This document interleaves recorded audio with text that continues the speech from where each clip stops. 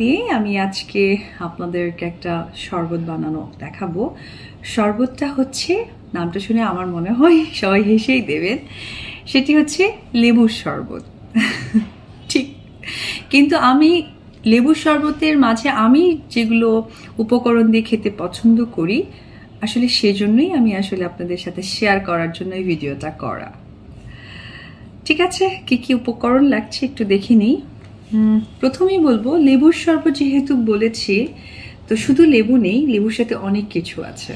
তো দেখিয়ে নিই। লেবুর শরবতের জন্য আমি এখানে লেবুর রস নিয়েছি।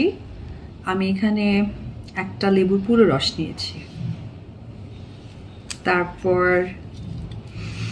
পুদিনার পাতা আছে, ধুয়ে এটাকে জাস্ট পাতাটা নেওয়া হয়েছে।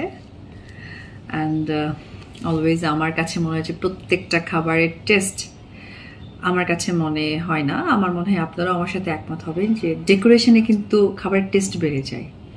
এই জন্য আমরা দেখবেন 5 স্টার হোটেলগুলোতে একটা ছোট্ট একটা ফিশ থাকছে, কিন্তু পাশে যে ডেকোরেশনটা থাকে ওইটা দেখেই খাবারের একটা টেস্ট, একটা ফিল অন্যরকম হয়। তো আমি এখানে কিছু লেবু নিয়েছি, যেখানে আমি ডেকোরেশন করবো একটু ডিফারেন্টভাবে।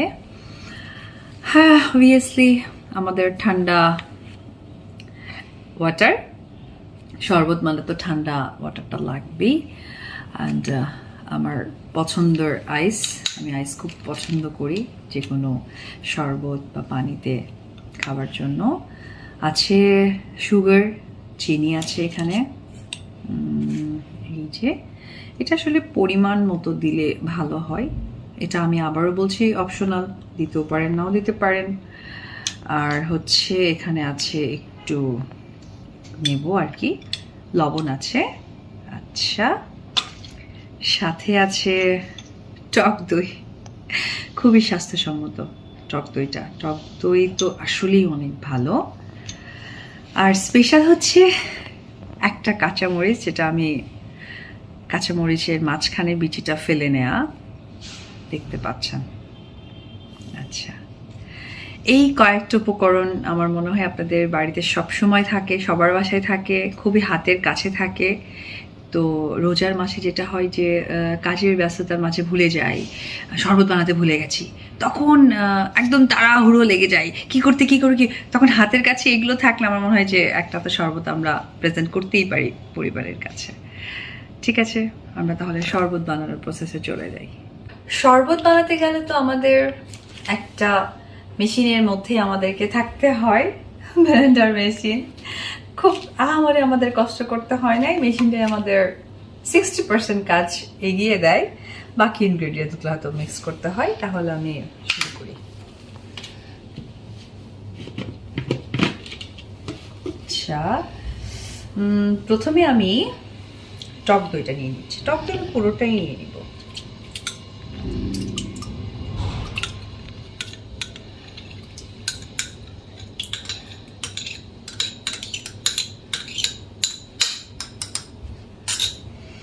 ওকে, তারপর আমি নিয়ে নিচ্ছি লেবু।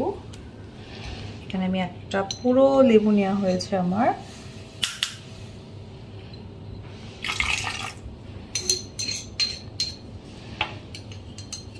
অনেকে আবার লেবু চিনি শরবত করতে পারেন, লেবু চিনি লবণ দিয়ে একটা শরবত বানিয়ে ফেললেন, কিন্তু টক দইটা দিলে একটু ঠিক হয়, দেখতে ভালো লাগে, শরবতটা মনে হয়।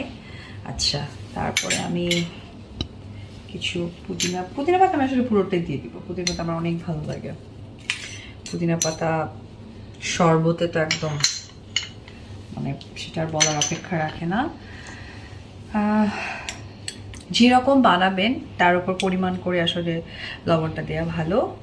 লবণটা আমি দিয়ে দিলাম। হ্যাঁ, যেহেতু শরবত, চিনির পরিমাণটা একটু বাড়িয়ে দিচ্ছি। আমি বলেছি অপশনাল, না দিলেও প্রবলেম নেই, কিন্তু আমি সাথে আরেকটি কথা বলবো। বাড়িতে মেহমান বা বাড়ির লোকদেরকে হ্যাপি করার জন্য আসলে আমরা টেস্ট খুঁজি। সো টেস্ট মানেই আসলে যত ধরনের ফ্যাটি খাবার আছে আসলে সেগুলো টেস্টের সাথে রিলেটেড।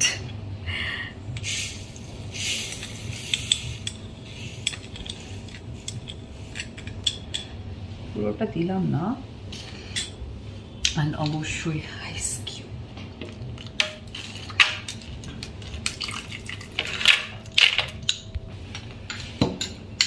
এটা আমার অনেক ভালো লাগে, এটা আমি দিই।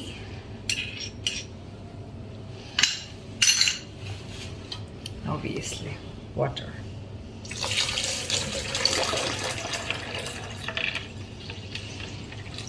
Okay. ঢাকনাটা রেখে দিই।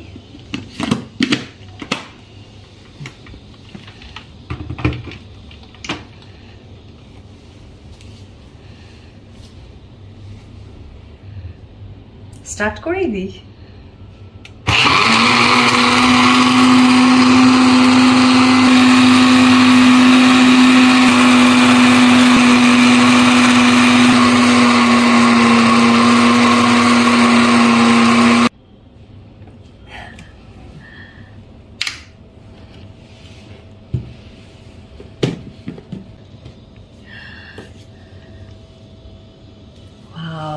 মানে কাঁচামরিচের হালকা স্মেল, পুদিনার পাতা,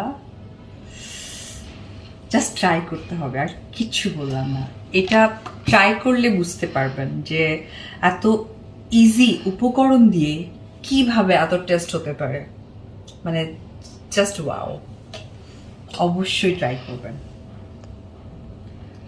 ওয়াও,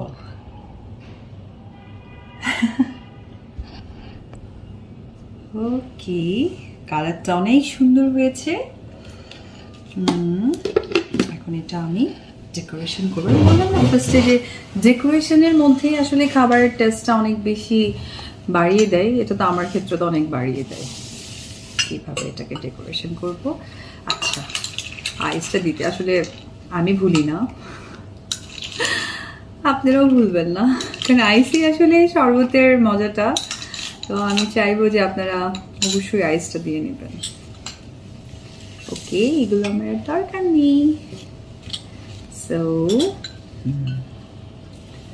অবশ্যই এটা থাকবে। অ্যান্ড আমার এইটা যেহেতু আমি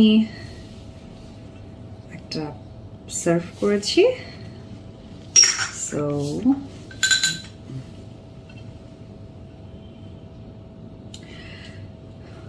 আমার লেবুর শরবত রেডি।